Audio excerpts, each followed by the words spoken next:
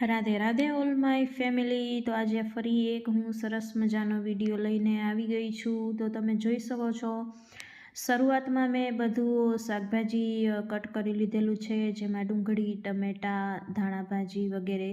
અને ત્યારબાદ મેં અહીંયા 2 પેકેટ લીધેલા છે, એક ચવાણાનું અને એક સિંગ ભજીયાનું। એને સારી રીતના એકદમ ભૂકો કરી લીધો છે મેં।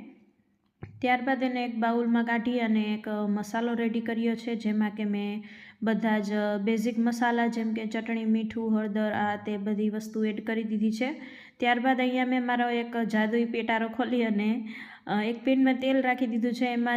એમાં બધાય મસાલા એડ કરી દીધા છે, રાઈ, જીરું એડ કરી। ત્યારબાદ ડુંગળી એડ કરી છે નાની સાઇઝની।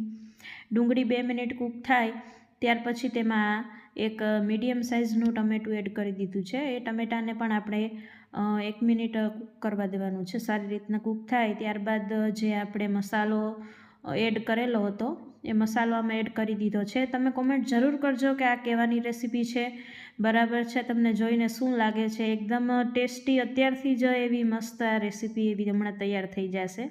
હા, તો હવે છે આનું મેઇન ઇન્ગ્રીડિયન્ટ્સ એટલે કે કારેલા।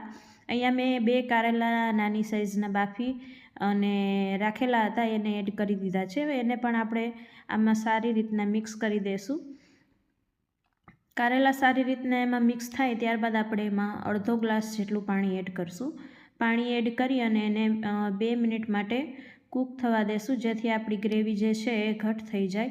અને તો અહીંયા તૈયાર છે એકદમ ટેસ્ટી કારેલાનું શાક। તો ખાવ પીઓ અને મોજ કરો, બાય।